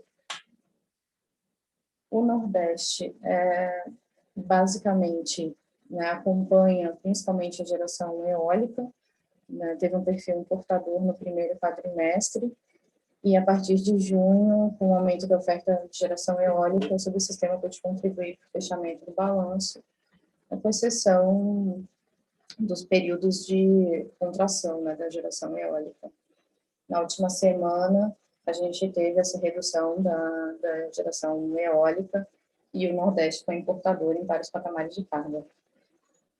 No Norte, tivemos um início de ano com uma geração bastante elevada, portanto, uma exportação de energia, que teve redução nos períodos de contração de carga, e no segundo semestre também uma redução em função aí da própria sazonalidade da região, né, hídrica da região. Nas últimas semanas, a gente observa uma melhora nessa condição, né, o começo do período úmido, então uma retomada de geração hidrelétrica como um todo nessa região e um aumento da exportação.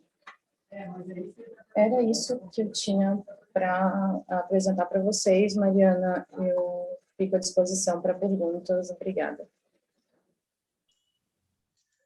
Obrigada, Vivi. Agora a gente vai fazer um intervalo de 5 minutos e quando a gente retornar, nós vamos responder a última bateria de perguntas. Até já, pessoal. Boa tarde mais uma vez. Estamos voltando com a reunião semanal de programação da operação. Agora nós vamos responder a última bateria de perguntas enviadas pelo chat. A partir desse momento, o envio de perguntas pelo chat está encerrado. As perguntas que chegarem depois serão respondidas posteriormente pela área responsável. Tá? Vamos agora aqui. Nós temos 3 perguntas sobre o mesmo tema, que quem vai responder é o Vinícius. A primeira pergunta, Vinícius, é da Beatriz Nogueira, da Prime. A pergunta dela é a seguinte: prezados, boa tarde. Ano passado, a regra operativa de Furnas e Mascarenhas de Moraes só foi aplicada nos decks 1 mês após a data da publicação, após a data da publicidade. O mesmo aconteceu com a sua retirada. A nova regra, publicada essa semana, já considerada na próxima revisão do PMO, o que mudou para a aplicação não ser de 1 mês após a publicação. Aí o Caio Nepomuceno, da Ideal Energia, também mandou: prezados, qual a diferença entre as regras operativas desse ano e do ano passado, para os reservatórios de Furnas e Mascarenhas de Moraes?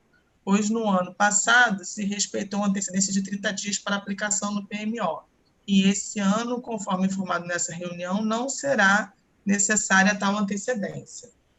Também, em cima desse tema, a gente tem aqui a pergunta do Bruno Belotti, que é: boa tarde, desculpe a insistência, mas com relação à resposta sobre a aplicação da regra operativa para as usinas de Furnas e Mascarenhas de Moraes, não ficou clara a justificativa da utilização sem respeitar o determinado na CNPE 07, que prevê 30 dias de antecedência. É o mesmo caso, inclusive com relação às mesmas usinas, da aplicação da regra operativa utilizada no final do ano passado.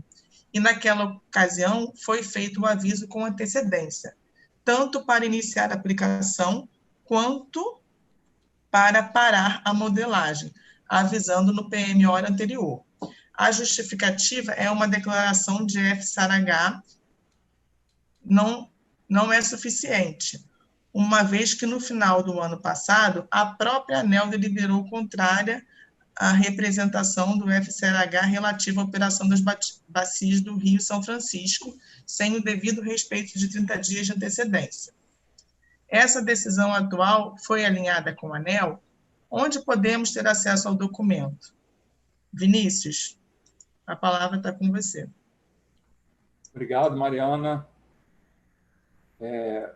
Boa tarde aí ao Bruno, boa tarde ao Caio, boa tarde à Beatriz. O que difere essa regra operativa de Furnas e Mascarenhas de Moraes daquela que foi aplicada no ano passado e que foi retirada depois, se eu não me engano, no PMO de fevereiro, né? Naquela regra, como a regra concebida, foi discutida num ambiente criado pela ANA, mas ela foi concebida pelo setor elétrico e foi decidida de forma unilateral pelo setor elétrico. Não houve nenhuma aprovação dessa regra por parte da ANA, por nenhum outro órgão ligado à gestão de recursos hídricos. Então, a partir de compromisso assumido pelo setor elétrico junto as discussões que estavam ocorrendo na sala de... uma sala criada, num grupo de trabalho criado relativo à operação de Furnas e Mascarenhas de Moraes. O setor elétrico apresentou aquela regra, não houve nenhuma aprovação lá, e ela, no final, terminou sendo autorizada no âmbito do CMSE. Considerando isso, o ONS não poderia aplicar essa regra sem uma consulta à ANEEL de se essa regra poderia vir a ser aplicada, porque ela não veio de uma declaração do agente e muito menos com respaldo de uma declaração ou da Agência Nacional de Águas ou de algum órgão de gestão de recursos hídricos. Então, naquela ocasião, fizemos a consulta à ANEEL e a ANEEL nos autorizou a aplicar essa regra com uma previsibilidade de 1 mês. Então, isso difere desse ano, porque esse ano foi uma regra estabelecida pela Agência Nacional de Águas, essa é a Resolução 63, e como tantos outros casos que já aconteceram, aqui foi citado o caso do São Francisco, mas existem inúmeros outros casos de condicionantes operativos que são estabelecidos. Citar recentemente o caso de hidrogramas de Belo Monte, que o ONS, a partir do momento que o agente declara essa restrição operativa, nesse caso foi respaldado com uma resolução ANA, mas houve uma declaração de Furnas nesse sentido, que está sendo complementada com informações, no caso do DECOMP, por conta da impossibilidade do DECOMP considerar uma restrição condicionada, está sendo tratado, como a Raquel já respondeu um pouco antes.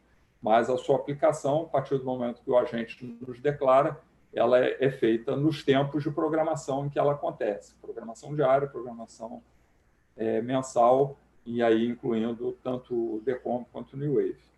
Então, o caso difere significativamente do caso do ano passado, porque foi uma restrição no ano passado concebida pelo setor elétrico e foi autorizada no âmbito do CMSE.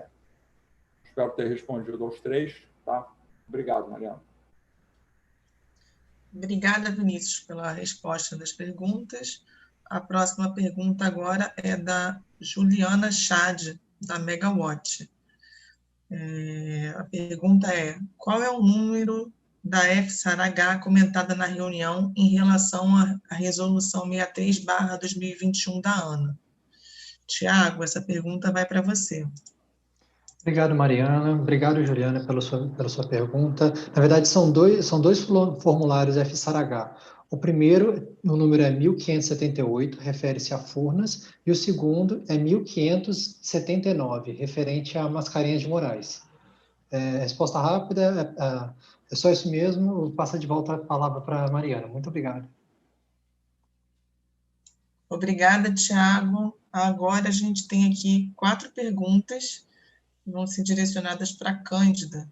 Eu vou ler uma pergunta por vez, ok, Cândida? Vamos lá. A primeira pergunta é do Márcio, da Copel. Boa tarde. Sobre a Uruguaiana, existe a possibilidade de ficar permanentemente ligada até a recuperação dos reservatórios da região Sudeste e Centro-Oeste? Obrigada, Mariana. Obrigada, Márcio, pela pergunta. Foi o Márcio, eu li ali errado. O Márcio, a UTE Uruguaiana, ela ainda não fez teste comprovando a disponibilidade. Ela tinha marcado esse teste para segunda-feira e tivemos problema na rede e não foi comprovada a disponibilidade. Assim que for comprovada a disponibilidade, ela entra na pilha de despacho conforme o CVU dela. Então, ela será despachada caso o CVU dela seja competitivo com as demais térmicas. Tá? Então, assim, a possibilidade dela ficar permanentemente ligada depende do CVU dela em comparação com os demais, tá? E da necessidade do sistema e também da autorização do CMSE a respeito do despacho por garantia energética. É isso, Mariana. Obrigada, Cândida. A próxima pergunta, Cândida, é do Celso Trombeta, da WXE. Boa tarde. Pelo que entendi, a UTE-GNA já possui 2 unidades em teste. Por que essa geração não consta nos relatórios do ONS? Cândida. A palavra é Oi, sua. boa tarde, Celso. A sua pergunta já tem a resposta ali no meio, porque ela está em teste, ela não está em operação comercial.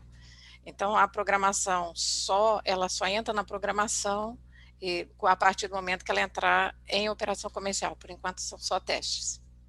Obrigada, Mariana. Próxima pergunta, Cândida, para você, é do Márcio, da Copel. Boa tarde. Por que o ONS não está utilizando totalmente o limite de geração térmica disponibilizado pelo CMSE para aumentar os níveis de reservatório do sistema Sudeste e Centro-Oeste e, consequentemente, aumentar a segurança elétrica do sistema? Oi, boa tarde, Márcio. Já falei boa tarde, né? Na verdade, a gente tem autorizado entre importação e despacho térmico até 16.500. Conforme você já disse, a gente não tem praticado isso, nós estamos numa média de cerca de 12.500 por aí, hoje, e isso é por quê? Devido a gente faz a alocação na carga, a partir das restrições hidráulicas, a gente armazena tudo que é possível, mas tem que atender as restrições hidráulicas, tá? A partir daí, a gente vai fazer a pilha de térmica conforme CVU, complementando a sua resposta lá, até que eu já falei de Uruguaiana. Então, e aí vai até a carga. Então, nesse sentido, a gente está atendendo a carga com as restrições hidráulicas, eólicas, tá? Que depende do comportamento das eólicas e fotovoltaicas, e a complementação térmica por empilhamento de CVU. Então, é isso. Tá? Obrigada. Cândida, sua última pergunta é do Gabriel Rogato, da Minerva Energia. Gostaria de entender qual o motivo para não ser acionado o despacho da UTE Porto Sergipe como garantia energética, enquanto são despachadas usinas com CVU mais alto. Essa é uma boa pergunta, Gabriel. Obrigada pela pergunta. A Porto Sergipe, como você sabe, está no Nordeste, né? Então a gente tem que, para fazer isso, a exemplo do que a gente já fez com Santa Cruz, hoje, Santa Cruz, a gente tem autorização, ela está na pilha, conforme qualquer outra térmica, para despacho antecipado por comando por garantia energética, com outro CVU, tá? E por que isso não foi feito para Porto Sergipe? Porque essa decisão ela tem que ser tomada com 2 meses de antecedência e ela concorre, essa é uma decisão difícil de ser tomada, a gente estuda até a possibilidade de ser tomada, mas essa térmica ela vai concorrer com os troncos de transmissão com as demais usinas do Norte e Nordeste, tá? Especialmente as grandes usinas de lá, Belo Monte, Tucuruí. Então, você tomar essa decisão com 2 meses de antecedência tem que estar bem respaldado para você garantir que essa energia seja transferida para o Sudeste. Tá? É isso. Obrigada, Cândida, por responder as perguntas. Agora nós temos outras 2 perguntas aqui que vão ser direcionadas para a Cindy. Vamos lá, Cindy. As 2 perguntas são do Celso Trombetta. A primeira delas é a seguinte: prezados, boa tarde. Gostaria de entender a diferença que existe entre a previsão de carga divulgada pelo ONS no Sintegre e que está no bloco DP do D100, no primeiro dia, e a carga lida por ele pela rede elétrica que é efetivamente utilizada pelo modelo. Essa diferença é sempre da ordem de 500 megawatts médio. Por que isso acontece? Muito obrigada. Cindy, por favor. Obrigada, Mariana. Boa tarde, pessoal. A diferença entre o valor de carga apresentada no PDO-SIST do modelo D100 e o registro DP do arquivo entidade está associada à aplicação do DAC de carga. Vale destacar que essa diferença ela se refere a usinas não simuladas pelo D100 que entrariam somente na programação diária. Nossa expectativa é que, com a entrada da carga global, a gente consiga reduzir significativamente essa diferença. Obrigada, Mariana. Obrigada, Cindy. A outra pergunta também do Celso Trombetta, da WXE, é a seguinte: prezados, poderiam explicar como são formados os valores semi-horário de Baixo Iguaçu e Itaipu no arquivo deflante e os valores semi-horários do arquivo cotas R11? essas informações não poderiam ser divulgadas antecipadamente? Obrigado. Tá, obrigada, Mariana. Obrigada, Celso, pela pergunta. Os valores de cota que são presentes no arquivo cotas REUA11.dat são calculados a partir dos horários de afluência verificados para o dia D-1 e dos horários programados para o dia D, certo? A gente está programando no D100, a gente está programando para o dia D+1. Os valores de afluência programados são disponibilizados apenas após o fechamento da programação diária. Então, a gente teria acesso a essas informações praticamente no mesmo dia que a gente está montando o deck para a programação do dia D+1. No entanto, a gente está avaliando qual seria a melhor forma de divulgar essa informação para vocês. Muito obrigada, Mariana. Obrigada, Cindy. E para encerrar essa bateria de perguntas, a gente tem agora aqui uma pergunta do Yuri Castro, da Tempo Energia, que é a seguinte: olá, vi que existem algumas restrições elétricas de geração mínima no deck do Decomp, que são atualizadas de acordo com a queda da usina. Gostaria de saber como são feitas essas atualizações. Existem curvas de consulta para isso? Raquel, essa pergunta é direcionada para você. Obrigada, Mariana. Obrigada, Yuri, pela pergunta. Boa tarde mais uma vez. Então, Yuri, essas restrições elétricas de geração mínima, elas são representadas no Decomp, né? Elas são atualizadas semanalmente, conforme declaração dos próprios agentes via Web PMO, né? Que é a ferramenta usada para recebimento dos dados do PMO e suas revisões. Então, são os próprios agentes que declaram isso para nós. É assim que é feita a atualização, tá? Não tem uma curva de consulta para isso, é a partir da declaração dos agentes, tá bom? Muito obrigada. Obrigada, Raquel. Já que a gente encerrou essa última bateria de perguntas e respostas, acho que a gente já pode passar para o encerramento da reunião semanal, mas antes eu gostaria de dizer que na próxima semana a gente vai ter PMO. Então, a nossa próxima reunião semanal será no dia 5 de março, tá?